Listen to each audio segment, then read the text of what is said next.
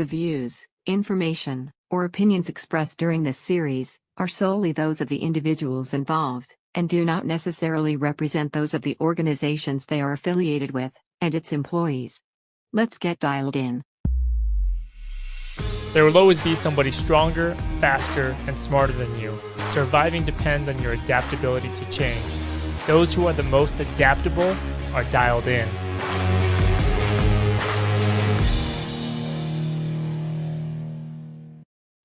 Hey, welcome back to the show. What's going on? LinkedIn, YouTube, two places we're streaming today.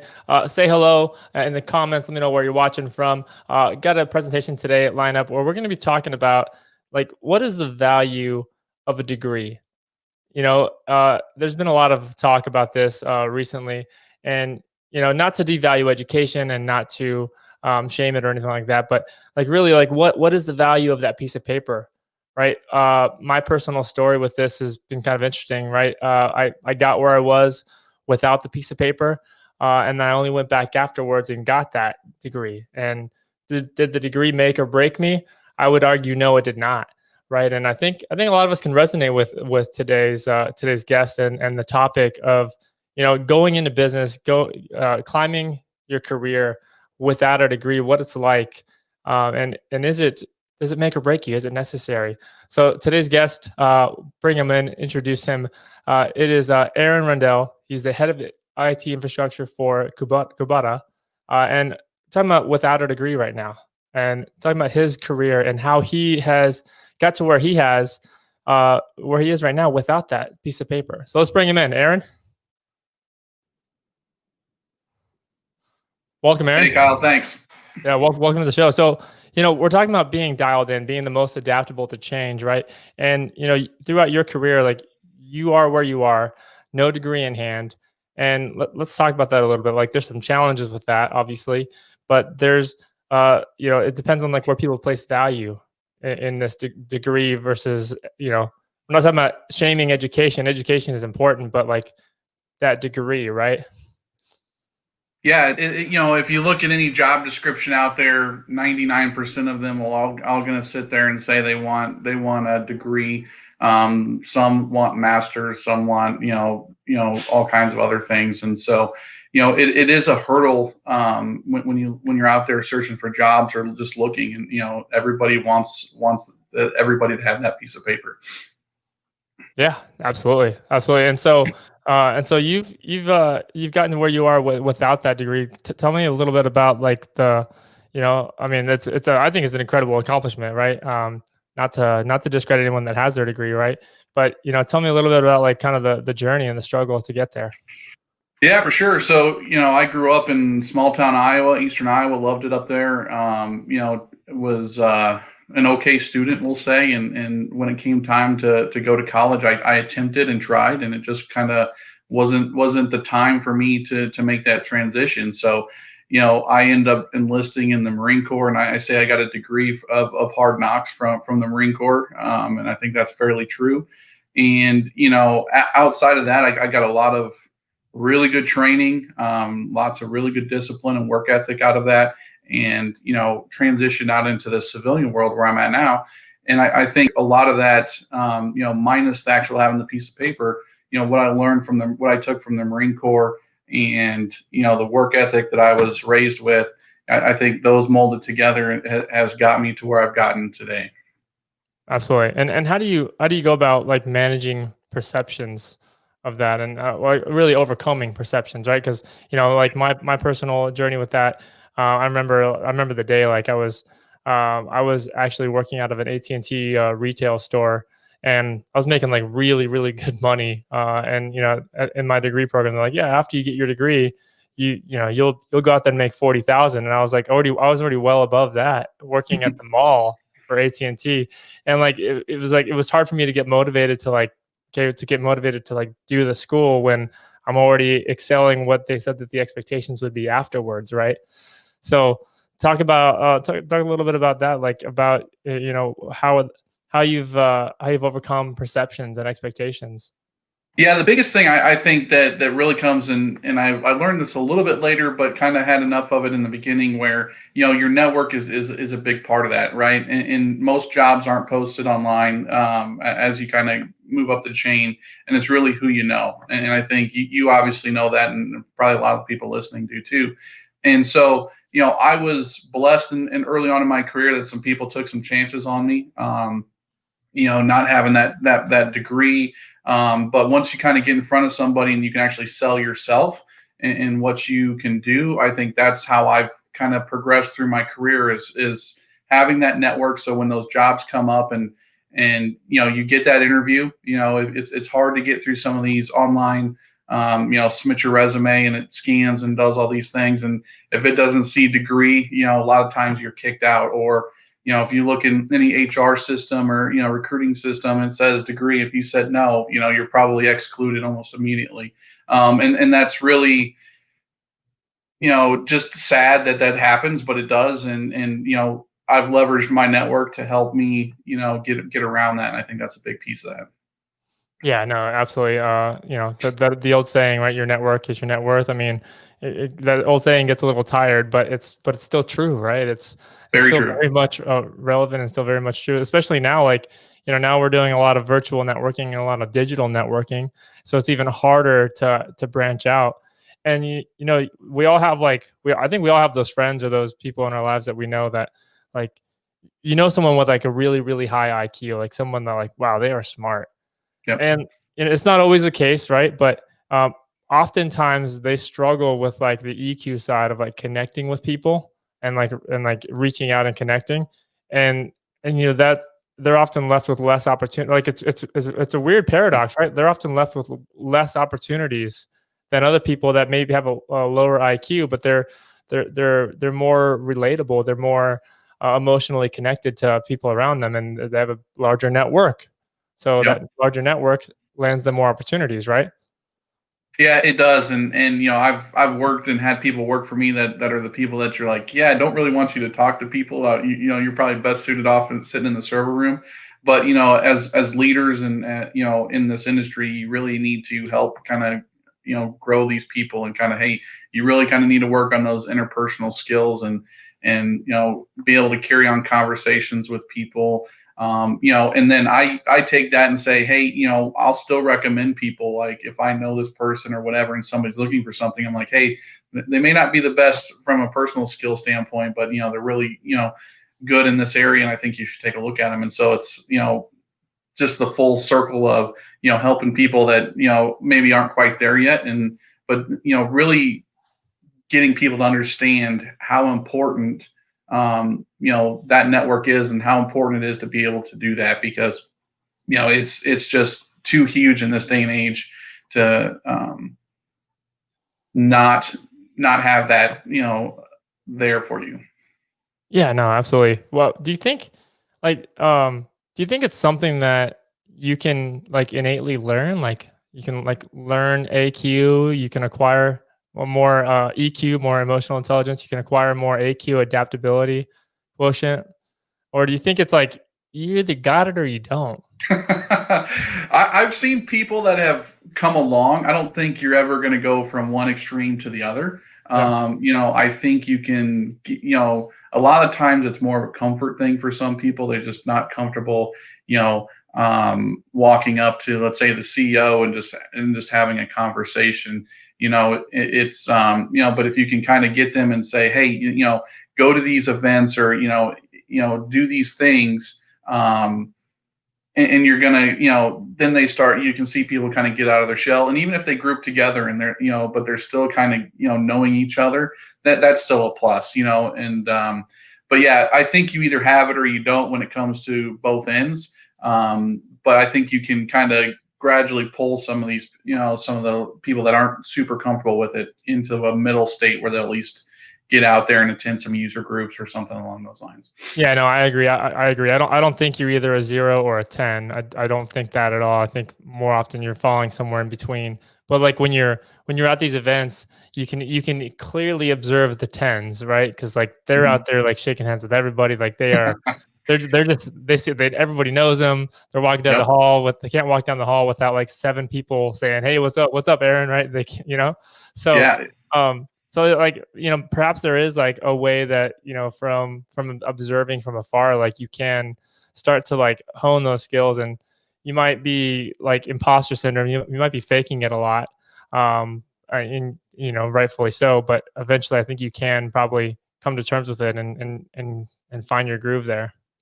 Yeah, for sure. I mean, I remember my first event, I was real timid and kind of transitioning into, more of the management stuff and the higher management pieces. And, you're surrounded by, some phenomenal CIOs and some people that you really have a lot of respect for. And you're kind of like, whoa, I really, want to talk to these people, but you're kind of just a little timid. And even myself, who's kind of the extreme now, it's really kind of just going out and introducing yourself. I mean, we have some great people, in the senior leadership community in IT and DFW, probably some of the best in the United States for sure.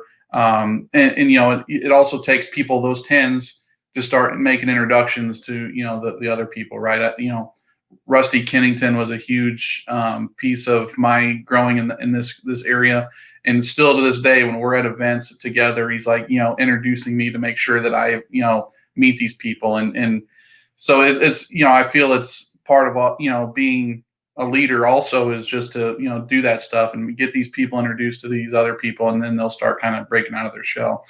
No, absolutely. You bring up a great point. And I think there's like a huge paradigm shift. Like obviously we've shifted all of our events to digitally facing, right? DFW prayer breakfast was digital this year. Like Elevate IT last week was digital. And like, I think that really, like, I don't think anyone's really talked about it this way, but I think that presents a very unique opportunity for those individuals that may be, a little bit more shy, a little bit more timid. Cause now like you're in a virtual digital environment. Now you get to be a keyboard warrior, and like it's not necessarily your face that pops up; it's just the words you're typing on the screen, right? Yep. Have you seen any examples of that, or any like stories? Yeah, I think a lot of these platforms have, I know, the Tola event, that platform is great. You drop into the virtual booths and you do things like that. I mean, it's very, for somebody that wants to come out of their shell, that's a lot easier to do than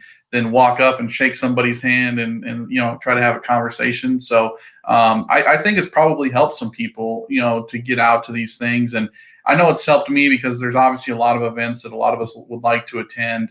And you got to balance family time versus, work and growing your, career and attending some of these events. And when it's virtual, I can just pop in and, pop out when needed and do some things like that. So I've actually probably attended a few more than I normally would have from an in-person perspective. So it's kind of great to be able to get that exposure for myself also. No, that's great. That's great. So pivoting a little bit more. So you're in your role now. So you're the head of IT infrastructure at Kubota. What are some of the, like, and you're fairly new to the role, right? Last 6 months or so, right? 6 months, yeah. Yeah. Okay. Yeah. 6. I nailed it. Cool. I was yeah. Yeah. And so, like, what would you say are some of like the biggest challenges you have right now specific to your role? Yeah, so Kubota is obviously a huge company based out of Osaka, Japan, and Japanese owned and run. So coming in, I came in during COVID times and onboarded 100% remotely, which was strange.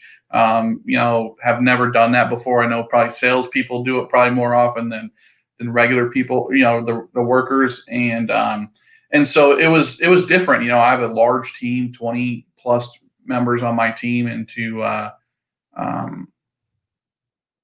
try to introduce myself virtually to 20 people and all these things, it was definitely cumbersome and whatnot. But we're growing. You see an orange tractor pretty much everywhere now. We're doing a lot of good things, and so we've just been super busy trying to stabilize some foundational things and really start growing as a company. And we're trying to become.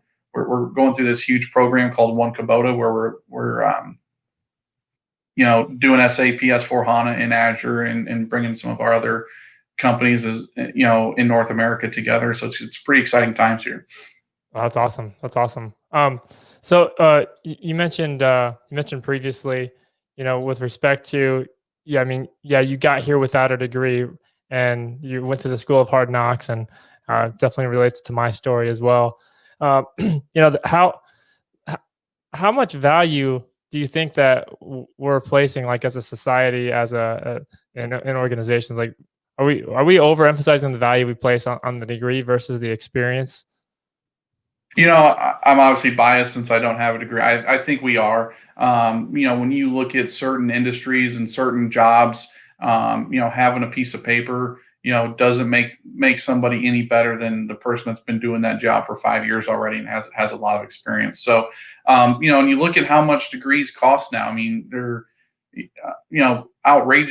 outrageously expensive in certain cases. And I think, I have a daughter that's a senior, and we've been talking heavily around school and how to go about this. And what we feel is the proper way to do it. I do want her to go to school. I'm not, so I'm not devaluing the education, but I want her to do it the right way. I want to make sure that she comes out of school debt free. You hear about all these, people with $100,000 in debt and have a degree in basket weaving and can't get a job that makes $40,000. So that's the thing I'm trying to make sure that my daughter understands and avoids, in the future, to make sure that, I want her to get that degree, but not to be in a ton of debt and have that, have to carry that around with her later on. That's great. This might be a really tough question, so you don't have to answer it if you don't want. Do you think subconsciously you want her to get that degree because you didn't get it? Yeah, 100%. I mean, I again, I like we were kind of talking the other day. I feel like, we're kind of the unicorns, right? It doesn't happen for everybody. You don't get in these positions, um, you know, normally without that degree. So like I said earlier, I was blessed to work with people and they gave me a chance to get here. But I want my child to have an easier, path to success, and I think having that degree, definitely gives her a leg up when it comes to things, just from the current thinking that people have. So yeah, I want her to be the first one to have that degree for sure. That's fair. That's fair. I mean, we all want our kids to be better than we are. Exactly. That's very fair. So in terms of like what's next for you in your career and like getting to that next step, I mean, head of IT infrastructure, that next step, as I mistakenly said on one of our live streams a while back, when I called you the CIO, I was foreshadowing the future for you, hopefully. Hopefully. Like, what does it take to get to that next step for you? Does it take a degree necessarily, or? Again, I think you can get there without it. It's going to be really difficult depending on the size of organization. There's some just organizations that are super hung up on having that. I have attempted. I started going back, and life happens, and had another kid, and just had to kind of pause and take time to put the family first. And so I plan on eventually going back to have the degree, so it doesn't hinder me for that next role. And hopefully that's a CIO spot somewhere. Hopefully Kubota, you never know. So, I think, there's a point probably in everyone's career where it's definitely going to help and give you maybe a leg up. And so that's why I don't want it to hinder me either. Yeah, no, absolutely. I mean, Paul, thank you for your comment. Paul, he said, I don't think a degree makes you smarter, but it will definitely open a door for you. And I think For that's sure. probably the best way to say it. And it's not that you, you know, careful on the words like have to. Like it's not like you have to go get a degree. You don't. You're going to work a lot harder. Like when I joined AT&T's Enterprise Alliance, I was surrounded by a bunch of college hires, and I was the one that wasn't a college hire. So like that makes you stick out in sometimes a bad way, sometimes a good way, but you definitely stick out in that. Yep. But yeah, definitely. So as you're continuing to grow in your leadership and trying to be the most adaptable that you can, because that's what IT is all about, is about being adaptable. So I mean, what are some things that you practice, some things that you teach your team, or some things that you do to keep yourself sharp, keep yourself continuously like improving and onto the next thing? Yeah, so I think I call myself a sponge. I'm always willing to listen and learn from anybody, right? I think you learn from good experiences and bad experiences, good leaders, bad leaders. You learn what you want to do, what you don't want to do. I ask a lot of questions. You can ask my former bosses. I'm always asking, why'd you make this decision or why'd you do this? And it's more from the aspect of I want to learn why certain things are being done. So I'm always trying to listen to other people. That's why attending a lot of these events are huge, because a lot of us, we don't have to recreate the wheel. Somebody's done some really cool things before, and probably gone through what you are going through, or about to go through.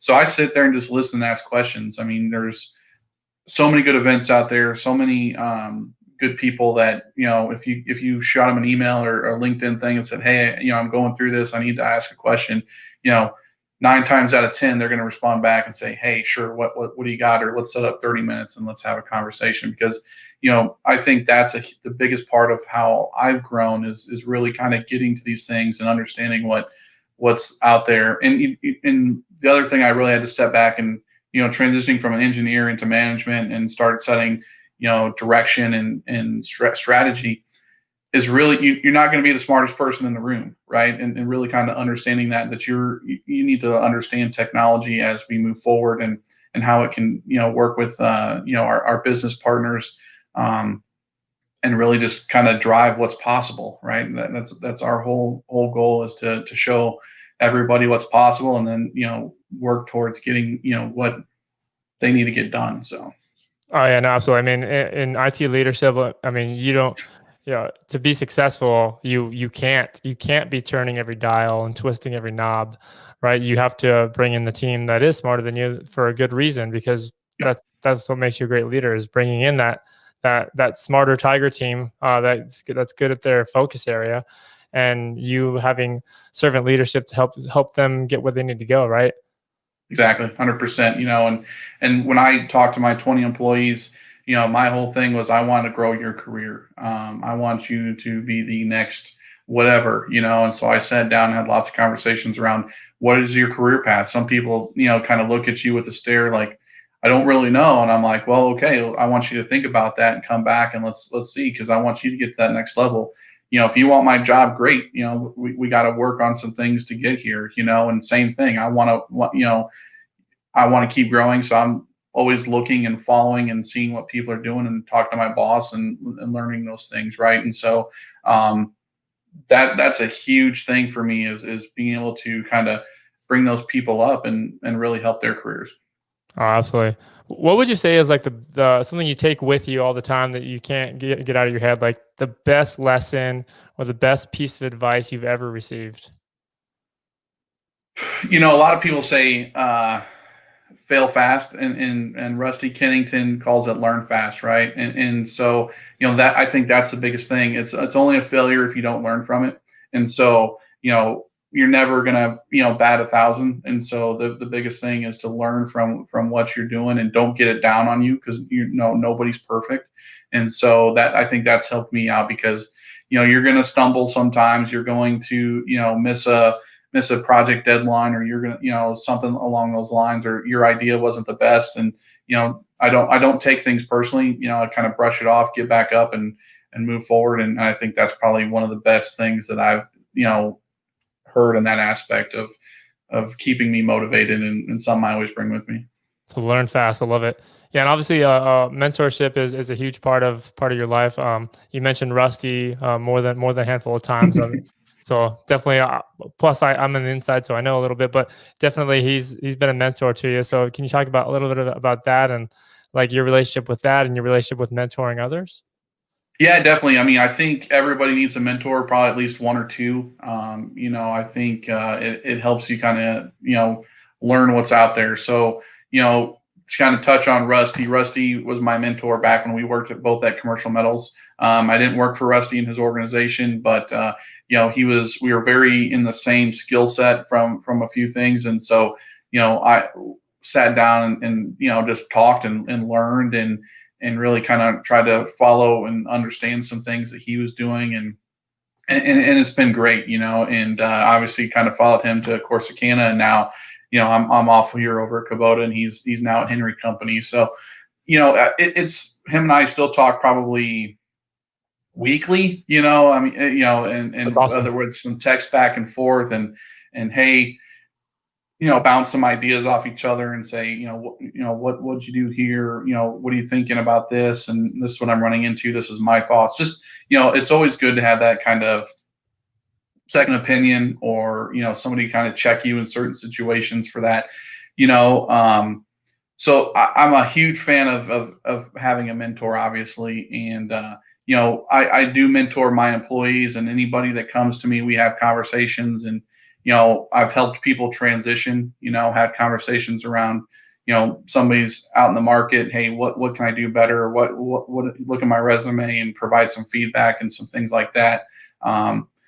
So it's one of those things that, most people are willing to do it. Some people are just scared to ask. And it's, to me, it doesn't show any type of weakness. It's a strength to really kind of throw yourself out there and get some advice and do things like that. And I think you need some,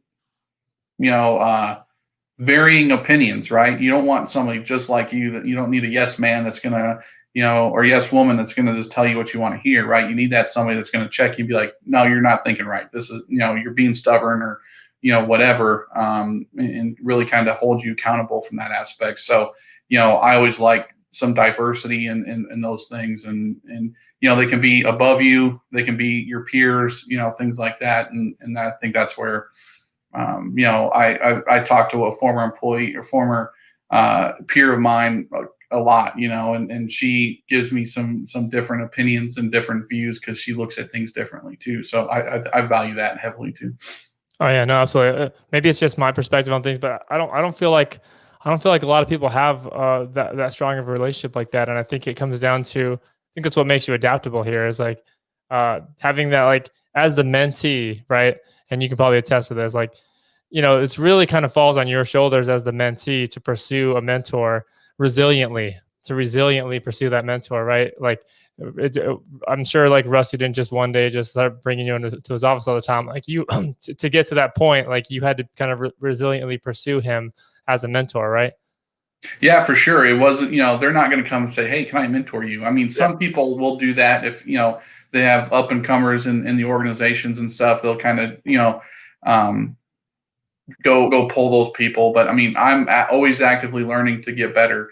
So I talked to Rusty. I've Chris Ballou's another one. My old boss Eric Paleo, Peter Jones at CMC. I mean, and then I used to at Corsicana. I used to have 1-over-1s monthly with the CEO to conversate and learn about executive presence and things like that. So those are all things that I seeked out myself.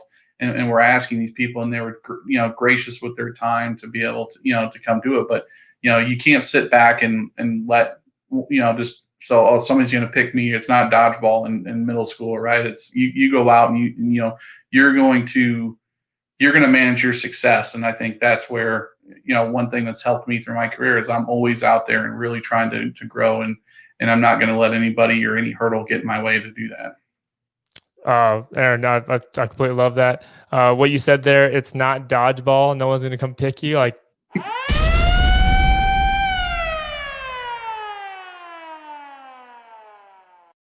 Like seriously, that's the moment right there. So if you're watching this late, if you're watching the replay, go back and watch that moment. Like that's huge. That's what it takes to be an adaptable leader today. Like, you got to be proactive, you got to be resilient, and you got to go out there and pursue what you want, right?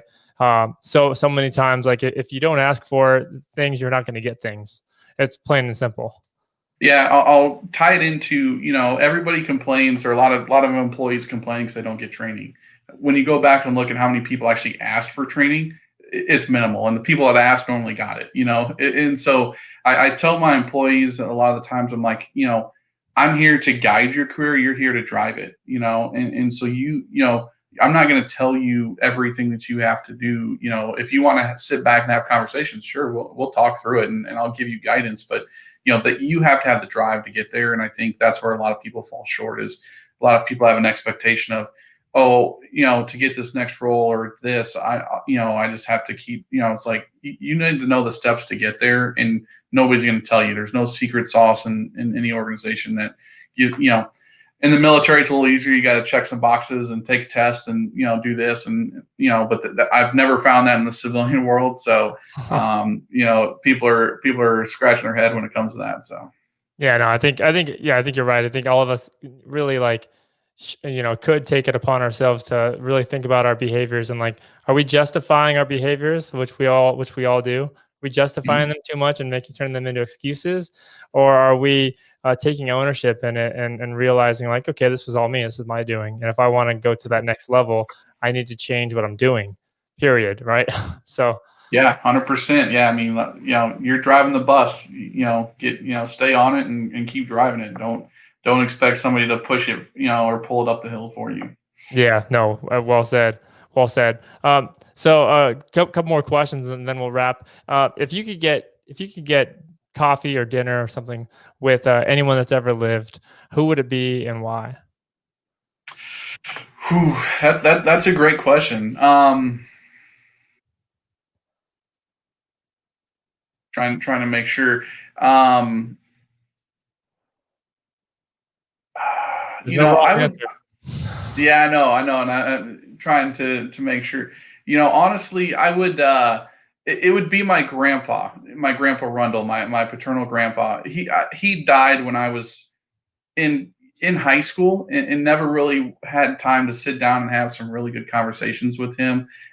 He was in the Army in Korea, Purple Heart winner, awarded a Purple Heart, and really would love to actually have been able to sit down and have conversations with him about that. Being in the Marine Corps, it's one of those things. I was able to do that with my maternal grandpa who's since passed, but it's kind of a not a great answer, I guess. There's probably there's a lot of smart people out there that I'd really like to talk to. Also, some famous military veterans, and stuff like that. But I think I would really wish I could have that time back with him to really kind of be able to understand what he went through and things like that.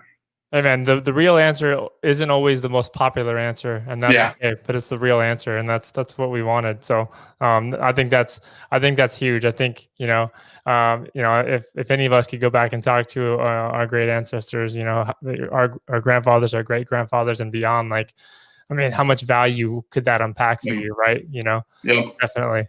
And then, so Aaron, I mean, I consider you someone that's dialed in, someone that's highly adaptable to change, a great thought leader, a great IT leader. In your own words, what does it mean to you to be dialed in? In the Marine Corps, it's called Semper Gumby, right? Always flexible. I think the things is, you're going to get thrown a lot of curveballs, and to really stay connected with what's going on outside your circle, and really what's what other people are, that network that I keep talking about. I keep dialed in with those guys to understand, what are you guys doing? What are you guys seeing? There's some industries that see things sooner than others. So really just trying to, keep the pulse on those things. And for me, that's what it is. But it's really being flexible. I mean, I've been thrown into, operational roles to, help supply chain stuff and learned a lot, just from, and you still learn, and you can take that back into IT also. So it's those things that really kind of, I'm always willing to raise my hand and go do something crazy or new or anything like that, because I think that's how you learn and you stay dialed in, because you're so connected with things. Love that. Resonate with all that. So Aaron, how do people best connect with you? What's the best way for them to get in touch with you? Yeah, hit me up on LinkedIn. I'm pretty active out there, and that's probably the best way to start. Hit me up and start a conversation. And again, I'm always willing to help anybody. So if you have a need or something, just need to talk, hit me up and be happy to do that. Awesome. Love it, Aaron. Hey, thanks so much for being on the show today. I really appreciate you sharing your stories and insights. Tons of value in there for anyone watching to go back and rewatch and unpack. Great stuff. Thanks so much. And thanks for tuning in. It's Dialed In. We'll see you guys next week for another great episode. Thank you. Thanks.